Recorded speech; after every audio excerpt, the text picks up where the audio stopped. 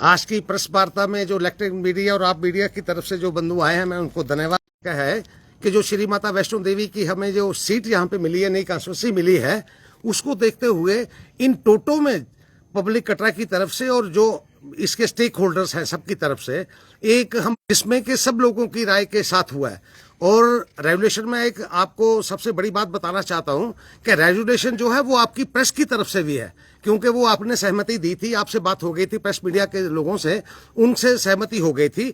और मैं रेगुलेशन जो पढ़ के आपको बताऊं तो उस रेगुलेशन का मतलब जो है साफ और साफ, we the people of the Katra and Bhamag belongings to political afflictions undoubtedly and anonymously following in Riasi district warmly great worthy the Demarcation Commission of Jammu and Kashmir duty headed by the Honorable Justice Srimati Ranjana Prakash Desai appointed by Government of India for the grace consideration in the providing justice to the people of Katra Vaishno Devi looming large for the last 7 decades in the political representation of respecting the sentiments of the Katra Vaishno Devi people, not only this area, but across the country since 1951. The area will deserve for carving out Shri Mata Vaishno Devi constituency as per the parameters of the law. We, the people of the area, wholeheartedly express our gratitude and the sincere thanks to all Demarcation Commission. ये तो एक resolution है और मैं उन सब लोगों को भी धन्यवाद देना चाहता हूं जिन्होंने अपनी सहमति इसमें रखी थी कि जे आप रेजुलेशन लाइए, जिसमें ऐसे बलदेव शर्मा, उसके साथ ही सरफ सिंह नाग जी चेयरमैन डीडीसी रियासी जो हमारे साथ जो बैठे हुए हैं, उसी के साथ शीर मगोत्रा जी हमारे जिले के प्रधान हैं, वो किसी कारणवश यहाँ पे आ नहीं सके। इसी के साथ इस तरह बैठे हुए मेरे शशि गुप्ता जी जो म्युनिसिपल कमेटी के चेयरमैन हैं, इसी के साथ बैठे हुए मेरे शिव कुमार शर्मा जो बीजेपी स्टेट एग्जीक्यूटिव मेंबर हैं, श्री रोहित दुबे वो भी किसी कारण से नहीं आ रहे, Shri Rajkumar Mingi ji DDC member Painthal, Shrimati Nirmala Devi ji DDC member Katra, Shri Chandramohan Singh ji VDC member Painthal, Shri Shyamlal VDC member Katra, Shri Ashok Thakur VDC member Bamag, Shri Ajay Wadoo ji vice chairman municipal committee Katra, Shri Sher Singh ji ex president Baridar Sabha Katra, Pandit Shankar Das ji ex vice president Baridar Sabha Katra, बाबा जितेंद्र पाल सिंह जी गदी निशान जो डेरा बाबा बंदा से कटरा से, ऐसे ही advocate Kuldeep ji vice president hotel and restaurant association Katra, Shri Himanshu Sharma ji press Katra press club से, Shri Arun Sharma ji president Shri Mata Vaishno Devi press club Katra से, advocate Akhil Parashar president bar association Katra, Shri Rupesh Chandra president dhaba union Katra, Shri Mukund Ram ji Jamwal president kiryana union Katra, Shri Rakesh Roshan ji president dry fruit union Katra, Shri आशु Salmotra president travel association Katra, Shri Manav Sadotra ji president शालमपुरियम Katra, Shri Sardari Lal ji president tempo winger association Katra, Shri Amit Hira ji president gold smith association Katra, Shri Narayan Singh ji president taxi union Katra. सबसे पहले तो मैं ये चाहूंगा कि जो प्रेसिडेंट के लिए जिन लोगों ने सहमति दी है, मैं उनको अपनी तरफ से भी और कटरा वासियों की तरफ से भी धन्यवाद देना चाहता हूं। और इसी के साथ ही मैं ये इस रेजुलेशन को पास करने के लिए जो हाल में लोग बैठे हुए हैं, जो प्रतिनिधि हैं, मैं सबसे ये भी कहूंगा कि आप अगर इस रेजुलेशन के हक में हैं तो अपना हाथ प्लीज खड़ा कर दीजिए कि हम इसके हक में हैं। मैं सेकंड करना जी इसी। हाँ सेकंड करना। हाँ, ये सेकंड शिव शर्मा जी की तरफ से भी हो गया, शशि गुप्ता जी की तरफ से हो गया, ये तो कार्रवाई यहां तक थी।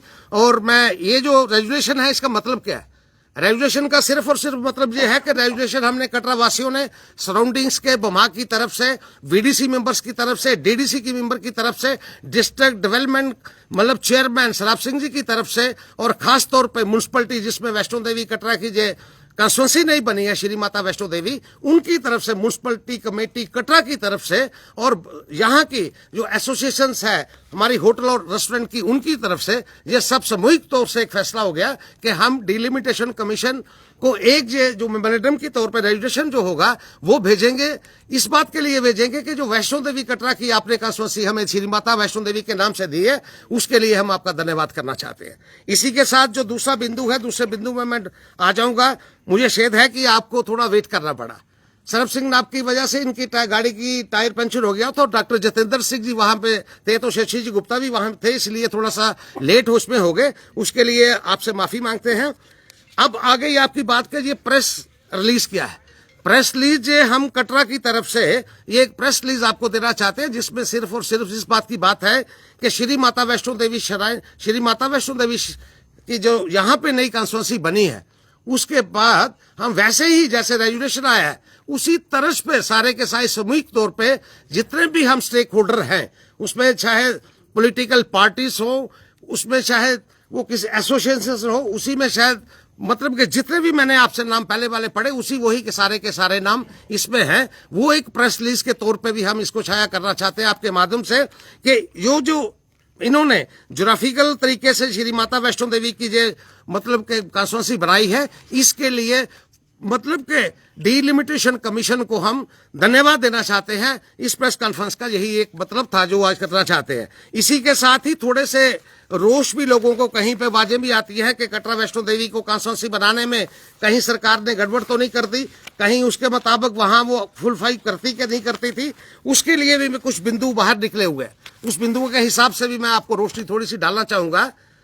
रियासी श्री माता वैष्णो देवी कॉन्स्टिट्यूंसी जो बनी है, असल में इसकी जो पॉपुलेशन है 2011 के मुताबिक वो 74,000 की पॉपुलेशन है।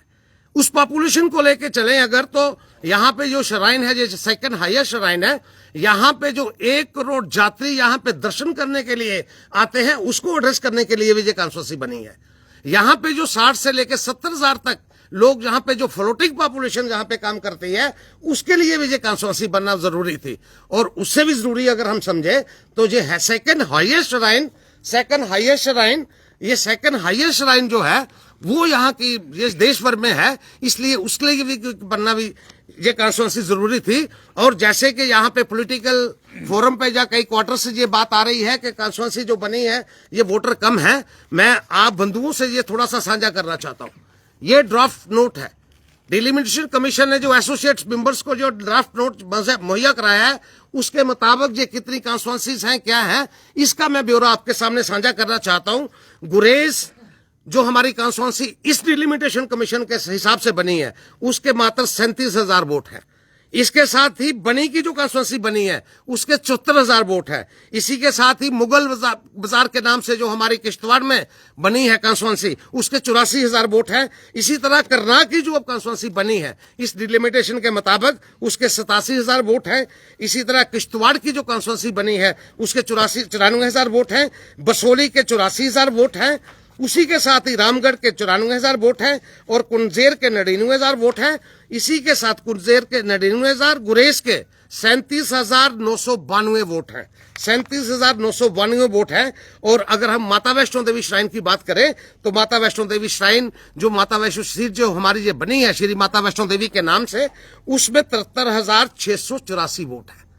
वोट है कि टोटल पॉपुलेशन? ना, ये पॉपुलेशन है। और ये जो पॉपुलेशन है ये मैं सारे जो आपको पढ़ के बताया, ये सारी की सारी पॉपुलेशन 2011 के सेंसस के मुताबिक है। अगर मोटे तौर पे आपको लेके चलें इन सारी कॉन्स्टिट्यूंसी में वो एक पॉपुलेशन बढ़ेगी। अगर 10 साल के बाद की पॉपुलेशन हम देखेंगे तो अंदाजा के तौर पे 25% या 30% के हिसाब से वो एक वोटर लिस्ट और बढ़ेगी। और ये कहने का सिर्फ ये मतलब था कि सिर्फ श्री माता वैष्णो देवी हम अपने उन लोगों को बताना चाहते हैं कि यही कम की नहीं है। हमारी जो स्टेट मेजोरिटी में जो अब कॉन्स्टिट्यूंसी बनी है, इसी तरीके से 10 कॉन्स्टिट्यूंसी ऐसी हैं जिसमें ये वोटर लिस्ट है। ये आपके साथ आज बात साझा कर रही थी। मैं इसी के साथ अगर आपकी तरफ से कोई बात और अगर आप क्लैरिफाई चाहते हैं तो वो हम आपके सामने प्रस्तुत करेंगे। देव जी, आप मानते हैं कि इससे पहले जो है अन्याय ही जम्मू के लोगों के साथ किया जा रहा था कि 2 कॉन्स्टिट्यूंसी ऊपर दी गई थी और 1 रियासी को रखा गया था? ऐसा नहीं है। मैं आपको एक अगर डिटेल में बता दूं तो जिला रियासी की जो पहले कॉन्स्टिट्यूंसी थी वो 3 थी। 3 का मतलब ये हो गया कि एक गुलाबगढ़ की कॉन्स्टिट्यूंसी थी, एक मोहर की कॉन्स्टिट्यूंसी थी, एक रियासी की कॉन्स्टिट्यूंसी थी। जिसमें ये जो माता वैष्णो देवी की कॉन्स्टिट्यूंसी के नाम से बनी थी वो रियासी वाले थे। मगर डिलिमिटेशन कमीशन की जो मर्यादा रहती है उसने एड्रेस क्या करना था? उसने तो ये एड्रेस करना था कि जो हमारे नए जिले बने हुए हैं विद इन दी जिला की बाउंड्री होनी चाहिए। अगर नए जिले की बाउंड्री होनी चाहिए तो हमारे डिस्ट्रिक्ट रियासी का बहुत सा एरिया, बहुत सी वोटर लिस्ट, बहुत सी पॉपुलेशन जो हमारे से निकल गई। मसलन तौर पे हमारा गूल और अरनास का एक पूरे का पूरा सब डिवीजन जो अरनास कॉन्स्टिट्यूंसी का हिस्सा था वो जाके वहां से रामबन के साथ चला गया। ऐसे ही रियासी कॉन्स्टिट्यूंसी का जो बमाग का एरिया था, उधमपुर बमाग जिसे कहते हैं, वो आप ये समझिए कि मोगरी की जो वहां की तहसील थी वो पूरी की पूरी वहां निकल गई। इसी तरीके से अगर आप पैंथल से आगे का धनु का इलाका देखें, माली का देखें, वो एक पूरे का पूरा इलाका चक जो था वो पॉपुलेशन जहां से निकल गई, अगर आप इसको कैलकुलेट मोटे तौर पे करें तो ये एक कोई 1.25 लाख पॉपुलेशन जो थी वो डिस्ट्रिक्ट रियासी से निकल के अपने पेरेंट डिस्ट्रिक्ट हो गया एक उधमपुर, पेरेंट डिस्ट्रिक्ट हो गया एक रामबन, उसमें ये चली गई। अगर उसका नतीजा अगर देखें तो हमारी जो वोटर लिस्ट थी वो वोटर लिस्ट कम हो गई, वोटर लिस्ट 70,000 से लेकर 75,000 तक वोटर लिस्ट कम हो गई।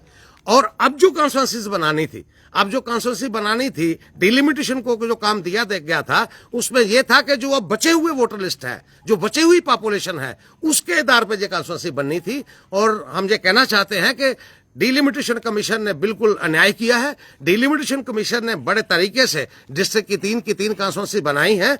अब इसी बात के लिए हम उनका धन्यवाद भी देना चाहते हैं। और रही श्री माता वैष्णो देवी की डिमांड की बात, इसी तरह पे 3 कॉन्स्टिट्यूंसी कश्मीर वैली में है, जिसमें एक चराय शरीफ की कॉन्स्टिट्यूंसी है, जिसमें एक ईदगाह की कॉन्स्टिट्यूंसी है, जिसमें एक हजरतबल की कॉन्स्टिट्यूंसी है। और यही हमने कहा था कि हमें भी वैष्णो देवी के नाम से ये कॉन्स्टिट्यूंसी दे दें आप। और हम धन्यवाद देना चाहते हैं बारंबार, और मां भगवती से ये कहते हैं कि कमीशन को शक्ति दे। और ये अभी तो कह सकता हूं मैं कि ये ड्राफ्ट नोट है, ये अभी फाइनल नहीं हुई। ड्राफ्ट नोट का मतलब ये है कि इसमें अभी फेज से हमें गुजरना है। अब जो फेज चल रहा है वो फेज ये चल रहा है, एसोसिएट मेंबर के साथ उन्होंने ये रिपोर्ट जो है वो पहले साझा की है। एसोसिएट मेंबर्स ने 14 तारीख तक इसमें जवाब देने हैं। फिर जो डिलिमिटेशन कमीशन है उसने उसमें उनका डिस्पोजल करना है, जो ये ऑब्जेक्शंस फाइल करेंगे। ऑब्जेक्शन करने के बाद, ऑब्जेक्शन फाइल करने के बाद और डिस्पोजल के बाद फिर ये पब्लिक डोमेन में आएगी। जब पब्लिक डोमेन में ये आएगी तो फिर ये जो कॉन्स्टिट्यूंसी पब्लिक डोमेन के आने के बाद एक हमें हक मिलेगा एज ए पर्सन, एक हमें हक मिलेगा कि हम अपनी बात वहां पे रख सके। और रखने के बाद ये फिर उसमें डिस्पोजल होगा, और उसका डिस्पोजल होने के बाद अल्टीमेटली ये वहां पे टेबल होगी पार्लियामेंट में, और ये रिपोर्ट वहां पे जाएगी। वहां पे जाने के बाद वहां जब टेबल होकर ये पास होगी तो उसके बाद ये इलेक्शन कमीशन ऑफ इंडिया को जाएगी वोटर लिस्ट बनने के लिए, और इलेक्शन कमीशन ऑफ इंडिया उसके बाद जहां पे इलेक्शन करवाएगा। इस प्रोसेस से गुजरना पड़ेगा। मगर हमें जो उम्मीद है इस बात की कि ये अगर टेबल हो गई है, ये अगर कंसिडर हो गई है, तो ये इसका मतलब कि श्री माता वैष्णो देवी जो श्राइन ये कॉन्स्टिट्यूंसी है ये बनेगी। बलदेव जी, एक बात बताइए, जैसे आपने बताया कि अभी एसोसिएट मेंबर्स को ये रिपोर्ट सबमिट की गई, पब्लिक डोमेन में भी आना महत्वपूर्ण केंद्र बिंदु है इस पूरी रिपोर्ट का। और उसके अंदर जिस तरह से अनाउंस कर दी गई है श्री माता वैष्णो देवी असेंबली, अगर इसके अंदर कोई उसमें फेरबदल अगर होता है पंचायतों को लेके या किसी तहसील को लेकर, क्या आपको मान्य होगा? एक मोटी सी कैची बात है इसमें कि इसमें जो फेरबदल होगा वो सिर्फ इस बात का हो सकता है कि विद इन द डिस्ट्रिक्ट की टेरिटोरियम में, विद इन द डिस्ट्रिक्ट में कोई अगर आपके साथ इलाका जुड़ता है तो वो डल सकता है। विद इन द रेडियस के उसी के साथ कोई निकलना चाहता है तो वो निकल सकता है।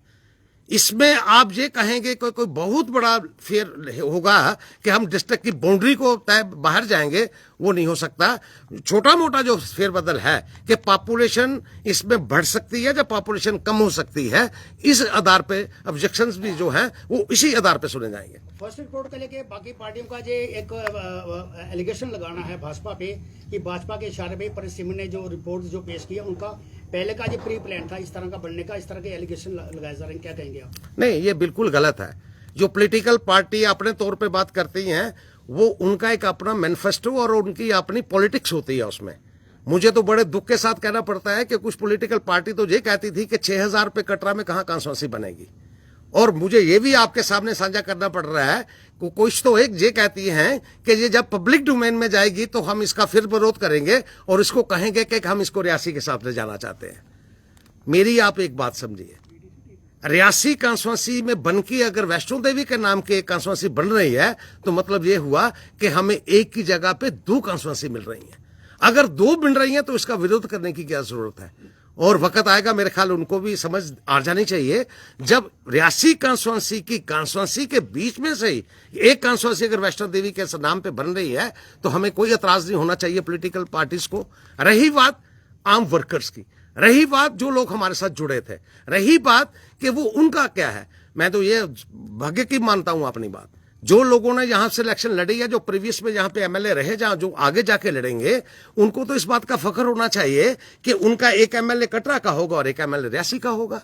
उनके दो एमएलए बन जाएंगे। और फिर रही बात, बीच में बात उठती है कि कटरा से क्यों बनेगा। कटरा का मतलब ये नहीं है, श्री माता वैष्णो देवी ये कॉन्स्टिट्यूंसी बनने का मतलब ये है कि कोई भी आदमी स्टेट का इसमें इलेक्शन लड़ सकता है, वो चाहे बमाग का हो, चाहे वैष्णो देवी कटरा का हो। और इसके आगे की बात, जो कोई स्टेट का ड्यूटी का रहने वाला है, कोई आदमी जम्मू से आके भी लड़ना चाहेगा तो वो भी लड़ सकता है, उसमें कोई बार नहीं है। मगर जो भी लड़ेगा अल्टीमेटली वो एमएलए श्री माता वैष्णो देवी का कॉन्स्टिट्यूंसी का ही बनेगा, वो उसका वो बनेगा। उसमें जो कन्फ्लिक्ट था, जो कंफ्यूजन था, मैं उसको भी दूर करना चाहता था। मैं यही कहूंगा कि कोई भी आदमी इलेक्शन इसमें लड़ सकता है। मतलब जी, जिस तरह से आपने बोला कि पॉलिटिकल पार्टीज हैं जो ऑब्जेक्शन कर रही हैं इस चीज को, लेकिन पिछले दिनों लास्ट ईयर डीडीसी की मीटिंग्स में आपके ही डीडीसी जो राजेंद्र महंगी है, उन्होंने भी बोला था कि कैसे बन सकती है माता वैष्णो देवी कॉन्स्टिट्यूंसी। अभी बीते दिनों आपने पोर्टल पे खबर भी देखी हुई इस चीज को लेकर, आपके ही भाजपा के लोग इस चीज को नहीं मानते हैं। पिछली मीटिंग में आपने कहा नहीं, ऐसी बात नहीं है कि उन्होंने ये कहा, या उनका मतलब ये था। कई बात कैलकुलेशन में कहीं पे फर्क रह जाता है, कहीं पे आदमी को जो अपनी सोच होती है, शायद वो गहराई में नहीं ज्यादा गए होते, तो इसलिए वो रह जाता है। मिंगी जी को जितनी खुशी हुई है और ये कॉन्स्टिट्यूंसी बनने के बाद अंदाजा लगाएं, उस एमएलए के नीचे 6 पे देखा जाए तो 3 डीडीसी मेंबर के ऊपर आपको एक एमएलए मिलने वाला है। तो इसका सीधा सा है कि आपकी तरक्की के लिए ज्यादा रास्ते खुलेंगे, आपकी डेवलपमेंट के लिए ज्यादा रास्ते खुलेंगे। और ये बात शायद मुझे कहने नहीं चाहिए, ये श्री माता वैष्णो देवी के नाम से जो कॉन्स्टिट्यूंसी बनेगी, इसका फोकस जो है पूरे हिंदुस्तान का होगा, पूरी डेवलपमेंट का इसके ऊपर फोकस होगा। और एक नाम की वजह से ही, श्री माता वैष्णो देवी के नाम से ही हमारा कल्याण और हमारी डेवलपमेंट के रास्ते खुलेंगे। वैष्णो देवी कॉन्स्टिट्यूंसी बनने को तैयार है लगभग, इससे आने वाले दिनों में श्रद्धालुओं को कैसे फायदा होगा? श्रद्धालुओं को इसलिए फायदा होगा कि जैसे आप देख रहे हैं, कॉन्स्टिट्यूंसी बनने के पीछे एक बहुत बड़ी कहानी है। और वो कहानी ये है कि 6 लेन जो हमारी दिल्ली से चल के अमृतसर से होकर यहां तक आ रही है, अमृतसर से कटरा के लिए 6 लेन का जो मतलब एस्टीमेट कॉस्ट है 26,000 करोड़ रुपए की है। आईएमएस बनने जा रहा है कटरा में, उसे आप ये कह सकते हैं कि वो पोर्ट बन रहा है। और जो पोर्ट बन रहा है 450 करोड़ रुपए गडकरी जी ने अनाउंस किए थे। और पोर्टल उसका ऑनलाइन कहीं पे 4-5 दिन हुए, शायद आपको पता भी होगा, उसका मुहूर्त भी हो गया है। इसी तरीके से हमारी स्टेट की यूटी सरकार ने पार्टी एक मिथाइल पार्क के लिए पहले ही घोषणा की हुई है। मिथाइल पार्क जो है उसकी अगर आप बात करें तो वो डिज्नीलैंड के साथ बात चल रही है माता वैष्णो देवी श्राइन बोर्ड की। अगर डिज्नीलैंड माता वैष्णो यहां पे मिथाइल पार्क के लिए अगर पार्टी अगर कोई नेगोशिएट होता है तो उनकी मिनिमम जो इन्वेस्टमेंट है फर्स्ट फेज में 20,000 करोड़ रुपए की होगी। 20,000 करोड़ रुपए की उनकी होगी। इसलिए कटरा के बारे में अभी थोड़े दिन हुए हैं, ये प्रसाद की एक स्कीम जहां पे लॉन्च हुई है, वो कटरा के लिए जो 25 स्टेट्स में ये प्रसाद की टूरिज्म डिपार्टमेंट के से एक स्कीम लॉन्च हुई है, जिसमें 41 जगह है जिसपे ये स्कीम चल रही है। वन ऑफ द देम एक कटरा भी उसमें है, जिसमें जो कटरा में हमारी डिमांड थी म्युनिसिपल कमेटी कटरा की डे 1 से ही कि हमें हेरिटेज सिटी के तौर पे हमें दे दो। हेरिटेज सिटी का मतलब हम सब अमृतसर गए। हेरिटेज सिटी बनने के बाद अमृतसर की कितनी कायाकल्प हो गई, अमृतसर का कितना कारोबार बढ़ा, अमृतसर का कितना स्टेटस बढ़ा, वो एक डिमांड जो म्युनिसिपल कमेटी कटरा ने लॉन्ग पेंडिंग जब से म्युनिसिपलिटी बनी है उसमें कार्रवाई हो रही थी, वो कही थी, वो सेंट्रल गवर्नमेंट ने टूरिज्म डिपार्टमेंट ने वो अभी हमारे मेंबर पार्लियामेंट के हस्तक्षेप से ये हमें अभी मंजूर हुई है। ये डेवलपमेंट की जो मैं आपको बात कह सकता हूं। और उसी के साथ आपने अभी देखा होगा पार्लियामेंट में आज 3 दिन हुए तो सवाल आया था कटरा पे। कटरा के सवाल के ऊपर एक उन्होंने सारा खाका आपको बता के दिया है, जिसमें उन्होंने 3 स्टॉप जहां से माता वैष्णो देवी श्राइन बोर्ड की तरफ से होने वाले हैं और उसी के साथ वो डेवलपमेंट के सारे रास्ते खुलने वाले हैं। मैं आपको दावे के साथ कह सकता हूं कि श्री माता वैष्णो देवी की जो सीट ये कटरा के लिए बनी है, आने वाले वक्त में ये चारों तरफ हमारी डेवलपमेंट होगी। और उस डेवलपमेंट के लिए मैं कह सकता हूं वो लोग भी बख्शाली हैं जो श्री माता वैष्णो देवी के नाम पे यहां से जुड़े हैं। चाहे आप यहां से लेके अगर चलें, बब्बर से लेके, डेरा से लेके, कांजली से लेके, ये मेरे साथ आपने देखा ये बाबा जी बैठे हैं डेरा वाले, इन्हों की मतलब आप अंदाजा नहीं लगा सकते कि इनकी खुशी का अंदाजा नहीं रहा। मेरे सामने मैं देख रहा हूँ, शरीफ सरपंच जी बैठे हैं, बोधराज सरपंच जी बैठे हैं, दसानू से देसा जी बैठे हैं, मैं सामने देख रहा हूँ। यहाँ पे मतलब बहुत सारे मतलब के लंबरदार, यहाँ पे राम सिंह गुड्डा लंबरदार जी, जोगिंदर लंबरदार जी, ये सारे के सारे लोग इस खुशी में यहाँ पे आए हुए हैं। वो इसलिए आए हैं कि वो वैष्णो देवी के नाम से जुड़ गए हैं, वो कटरा की कॉन्स्टिट्यूंसी के नाम से जुड़ गए, इसलिए ये अपने साथ हमारे वीडीसी के चेयरमैन। ये बताइए, सेंटर इसका वैष्णो देवी असेंबली बनने का की नोट आपकी बिल्कुल सही, आपने कही कि श्रद्धालुओं को फैसिलिटेशन के लिए सारा फ्यूचर का जो है ये प्लान होगा, बिल्कुल सही बात है। सर सिंह, आज आप डीडीसी चेयरमैन होने के साथ ही भमाग क्षेत्र के निवासी भी हैं, आपसे महत्वपूर्ण क्वेश्चन, असेंबली का जब ये प्रोसेस डिलिब्रेशन में चल रहा था, कहीं ना कहीं पूरे भमाग क्षेत्र की आवाज़ उठ रही थी, इसको अल्लाहपुर असेंबली क्षेत्र बनाया जाए। चूंकि वैष्णो देवी को लेके तहसील भमाग के जो पंचायतें वैष्णो देवी असेंबली के साथ जोड़ी गई हैं, बीते जब से देश आज़ाद हुआ है वहाँ की बेसिक मतलब एमिनिटीज़ को लेकर शायद डेवलपमेंट भमाग क्षेत्र की नहीं हुई है। असेंबली नहीं बनने से अब किस तरह से इसको देखते हैं, अब जाके आपके क्षेत्र का विकास होगा? सभी मीडिया बंधुओं को, प्रेस वार्ता में बैठे हुए मेरे दाएं और बाएं हमारा जो यहाँ के नुमाइंदे हैं, बलदेव राज शर्मा जी भी हैं, शिव कुमार जी भी हैं, और सबसे बड़ी बात है कि हमारे बुजुर्ग और बाबा जी जो गद्दी नशीन हैं डेरा बाबा बंदा बहादुर जी के, यहाँ पे मैं सामने बैठे हुए देख रहा हूँ कि इस क्षेत्र के जो जितने भी बुद्धिजीवी हैं, बिला लिहाज किसी पार्टी के, सभी विचारधारा के लोग बीच बीच में मैं देख रहा हूँ कि सभी आए हैं। सबको खुशी है, प्रसन्नता है कि हमारा माता वैष्णो देवी की जो ये विधानसभा क्षेत्र होने जा रहा है, इसके लिए सभी को बधाई, सभी बधाई के पात्र हैं, सभी ने इसमें अपना अपना योगदान जो है वो दिया है।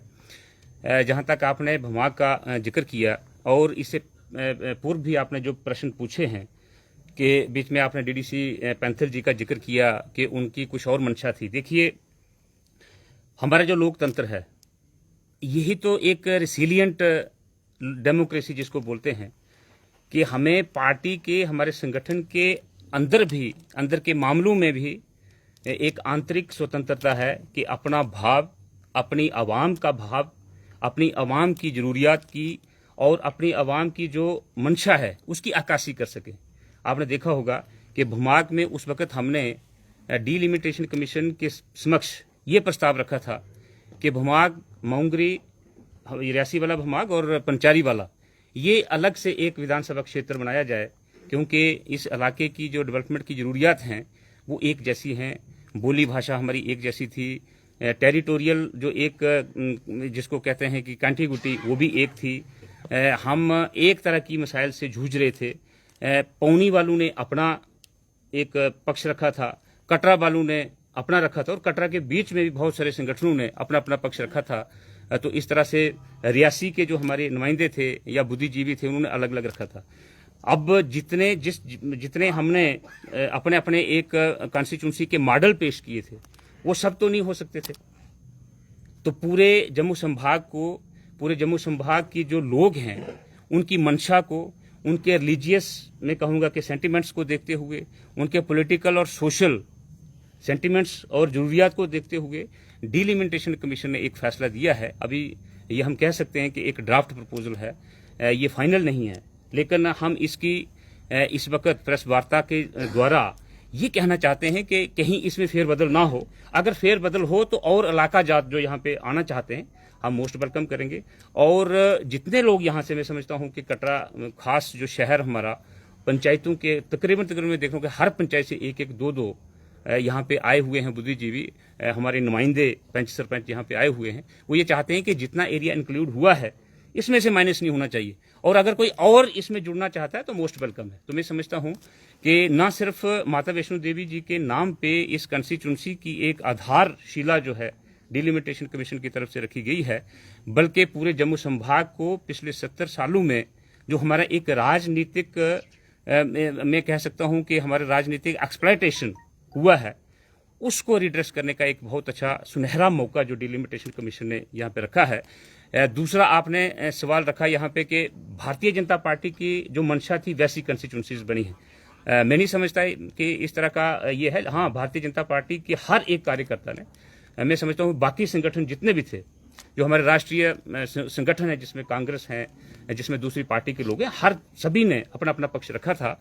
और जो एक जितने पैरामीटर्स थे, जिसमें पॉपुलेशन था, जिसमें टोपोग्राफी थी, जिसमें एक कनेक्टिविटी का जो था एक पैरामीटर था, और बाकी जितने भी डेवलपमेंट के जो पैरामीटर्स थे, ये सब को ध्यान में रखते हुए एक जो सामने आया हुआ है जम्मू और कश्मीर संभाग का, दोनों का मैं समझता हूं कि एक समरसता, जो राजनीतिक समरसता है, पहली बार डिलिमिटेशन कमीशन के इस डॉक्यूमेंट में देखने को मिली है। इससे भी अगर आगे हम थोड़ा सा चलें तो हमारे जो संसदीय क्षेत्र थे, 3 कश्मीर में थे, 2 जम्मू में थे। अब हमने देखा कि 2.5 जम्मू में है और 2.5 कश्मीर में। तो मैं समझता हूं कि एक डिलिमिटेशन कमीशन ने एक वेंडेटा, जिसको हम कहते हैं कि एक बदले की भावना से भी काम नहीं किया है। इल्जाम ये भी हो सकता था कि भारतीय जनता पार्टी की सरकार है और उसके एक इन्फ्लुएंस में आकर के डिलिमिटेशन कमीशन हो सकता है कि कश्मीर के साथ किसी किस्म का भेदभाव करें। भारतीय जनता पार्टी मैं समझता हूं कि एक बड़ा जिम्मेवार संगठन है। जितना कश्मीर के लोग उनको प्रिय हैं, उतने ही जम्मू के प्रिय हैं। हाँ, ये बात ठीक है कि किसी भी क्षेत्र को इस डॉक्यूमेंट से तुष्टीकरण का जो एक आज तक का इल्जाम लगता आया है कि नहीं जी, उनके साथ ज्यादा मैं कहता हूं कि जो एक ज्यादा प्यार झलका है कश्मीर के साथ, जम्मू के साथ कम झलका है, वो सारी चीजें जो पिछले आज तक हमारी यहाँ पे इल्जामात आते रहे थे, वो इस डॉक्यूमेंट में मैं समझता हूं कि नहीं हो सके हैं। भुमाग चूंकि एक बहुत बड़ा इस वक्त हमारे जो मोंगरी तहसील है और पंचायती तहसील के इलाका जात हैं, उनमें थोड़ा सा मलाल है, एक रंज था कि देखिए हमें इकट्ठा होते तो अच्छा होता। लेकिन मैं ये कह सकता हूं कि असेंबली किसी भी जम्मू कश्मीर की यूटी में हर एक जो असेंबली कॉन्स्टिट्यूंसी क्रिएट करने का ड्राफ्ट प्रपोजल है, वो दैट इज को terminate with the boundaries of the district के बाहर। तो वहां पे जाकर के हमारा अगर कोई जायज जेन्युइन अगर कोई मलाल रंज होता कि वहां पे हो गया, हमारा नहीं हुआ, तो इसलिए मैं समझता हूं वो भी हमारा नहीं है। तो मैं समझता हूं कि हमारे साथ बहुत अच्छा एक फैसला हुआ है। जैसे माता वैष्णो देवी इस क्षेत्र के लोगों के साथ इंसाफ हुआ है, वैसा ही रियासी और नास और पौनी के क्षेत्र के लोगों के साथ हुआ है। देखिए, सभी को तो खुश करना बड़ा मुश्किल होता है, क्योंकि हम यहाँ पे रियासी में ही देखें, कटरा में देखें, विभाग में देखें, जितने प्रपोजल में पहले ही कहा कि जितने मॉडल्स हमने दिए थे सबको मान लेना डिलिमिटेशन कमीशन के लिए मैं समझता हूँ कि वो मुश्किल ही बात नहीं, नामुमकिन बात थी। लेकिन जो भी फैसला महूर के साथ हुआ है, जो फैसला रियासी के साथ हुआ है और माता वैष्णो देवी जी के नाम पे ये एक जो हमारा क्षेत्र बना करके इन प्रपोजल दिया है, तो इससे मैं समझता हूँ कि रियासी जिला की सभी 3.25 लाख की आवाम जो 2011 के सेंसस के मुताबिक है, मुझे हर जगह से एक मुतमय्यन किस्म का लोगों का जो एक सेटिस्फेक्शन है वो देखने को मिलती है। शशि जी, आप आज पीएमओ मीटिंग्स में थे डिस्ट्रिक्ट उधमपुर में, वहाँ पर आप और चेयरमैन म्युनिसिपल कमेटी रियासी और डीडीसी सभी लोग मौजूद थे। किन विकास कार्यों पर, किन केंद्रों पर आपकी चर्चा हुई है, जरा संक्षेप में बताएं। आदरणीय पत्रकार बंधुओं, मेरे साथ मंच पर बैठे हुए मेरे सीनियर्स, आज हमारी रियासी में उधमपुर में दिशा की बैठक थी, जिसमें माननीय डॉक्टर जितेंद्र जी ने वो बैठक को लिया। मैं कटरा की बात करना चाहता हूं। कटरा में तो एक डिस्कस हुआ प्रसाद स्कीम के बारे में, जो स्कीम डॉक्टर साहब ने बड़े जद्दोजहद के साथ हमने लड़ कर उनसे फुआरा चौक टू लेकर बस स्टैंड तक जो संकट हाल जो भी टेंडरिंग पर चला गया है, वो भी डॉक्टर साहब को बोला कि आप इतना पैसा ला रहे हो, आप इतना कुछ कटरा के लिए करो कि आपका भी कोई नाम होना चाहिए, पता चलना चाहिए लोगों को कि आपने प्रसाद स्कीम लाई। जब उसका मुहूर्त हो तो आप मुहूर्त करने के लिए कटरा में आए। जब बस स्टैंड पर मल्टीपर्पज पार्किंग बने, उस वक्त मल्टीपर्पज पार्किंग का मुहूर्त करने भी वो खुद आए। चौथा पॉइंट हमने डिस्कस किया उनके साथ बारीदार का। वो पिछली मीटिंग में मैंने डरवाया था बारीदारों का कि बारीदारों का बड़ा अन्याय हो गया, अब कितना न्याय सहन करेंगे। तो डॉक्टर साहब ने उस पर भी डीसी को कर दिया कि इनकी डिमांड्स को लेकर फौरन मंगलवार को उन्होंने मीटिंग रखी है। पहला रिप्रेजेंटेटिव बारीदारों से बात करें और बात कर मुझे बताएं क्या है मसला हल करें। एक मिनट में इसमें और थोड़ा सा इनकी बात को थोड़ा सा आगे बढ़ाना चाहता हूं। पिछली जो दिशा की मीटिंग हुई थी अप्रैल 21 में, उस वक्त भी बारीदारों का जो मसला था, सभी इस बार की अभी की आज की जो मीटिंग थी, इसमें उन्होंने कड़ा संज्ञान लिया इस चीज का। उन्होंने निर्देश दिए हैं कि मंगलवार को डिप्टी कमिश्नर बारीदारों के जितने भी प्रतिनिधि हैं, चाहे वो संगठन है या कोई इंडिविजुअल तौर पे भी अगर उस मीटिंग में आना चाहता है, और हम जितने नुमाइंदे वहाँ पे हैं बिला लिहाज किसी पॉलिटिकल पार्टी के, हम सभी मंगलवार को एक स्पेड वर्क, एक ग्राउंड वर्क जो है वो एक खाका तैयार करेंगे कि बारीदारों की तरफ से क्या उनकी पेशकश रहेगी, उनके क्या सुझाव रहेंगे, क्या सोल्यूशन हो सकती है, एडमिनिस्ट्रेशन क्या सोचती है, हम प्रतिनिधि क्या सोचते हैं। एक वहाँ पे मीटिंग होगी और उसी मीटिंग में नेक्स्ट जो कोर्स ऑफ एक्शन है कि किस तरीके से श्राइन बोर्ड के जो सीईओ हैं, एलजी साहब जो हमारे उसके चेयरपर्सन हैं, उनके साथ किस तरीके से, और डॉक्टर जितेंद्र सिंह जी की ये बिल्कुल देख रेख में, उनकी निगरानी में ये सारी चीज़ें होंगी। हमने उनसे रिक्वेस्ट करी है कि आप हमारे जो होम मिनिस्टर साहब हैं वहाँ तक भी, और प्रधानमंत्री की अगर हस्तक्षेप भी जरूरत पड़ती है तो वहाँ भी हमारी सहायता करें। बारीदारों का मसला जो है ये पिछले 35 साल से लंबित है। इसको लेकर के हम सभी जो प्रतिनिधि हैं आज के संवेदनशील हैं, और मुझे पूरा विश्वास है कि आने वाले समय में जो हम एक नेक नियति से जय माता दी करके एक शुरुआत कर रहे हैं, तो इसमें जरूर कोई ना कोई इसका हल जो है बारीदारों की आकांक्षाओं के अनुसार आने वाला है। सर, बारीदारों का कहना है कि पिछली बार भी भाजपा द्वारा उन्हें गुमराह किया गया। अगर श्री माता वैष्णो देवी कॉन्स्टिट्यूएंसी बनती है तो जिस तरह से बारीदारों का वोट यहाँ पर काफी है, तो उस आधार पर देखा जाए कि बीजेपी की सीट यहाँ पर खतरे पे है। देखिए, हमने ये कभी नहीं कहा कि ये बीजेपी की सीट है। अवाम के हाथ में होता है, अवाम किसको चाहेगी, किसको वोट देगी। ये आज की प्रेस कॉन्फ्रेंस का भी दूर दूर तक ये कोई परिणाम ना समझे कि ये बीजेपी की पक्की सीट होगी और बीजेपी ने ये मान लिया कि बीजेपी की सीट है। हम ऐसे लोकतंत्र में विश्वास नहीं रखते। हमारा संगठन कर्म करने में विश्वास रखता है। सीट देना जनता के हाथ में है। मैं समझता हूं कि विलंब जरूर हुआ है, इस चीज को हम मानते हैं कि विलंब हुआ है, विलंब नहीं होना चाहिए था। इस वक्त कोई ना कोई ब्लूप्रिंट इस सामने होना चाहिए था, लेकिन देर आए दुरुस्त आए। आज भी मैं बारीदारों से भी, अपने सभी यहाँ पे बैठे हुए इनकी तरफ से और जितने उपस्थित हैं इस हाल में, आप मीडिया बंधुओं के जरिए मैं उनसे भी अपील करना चाहता हूं कि आओ हम बैठ करके एक नई शुरुआत करें और हम कोशिश करें कि इस मसले को और लंबित ना करें। कोई ना कोई इसमें सलूशन जो है वो निकले, और कौन इसमें कितना योगदान दे सकता है, हम सब जो हैं उस पर तत्पर रहेंगे।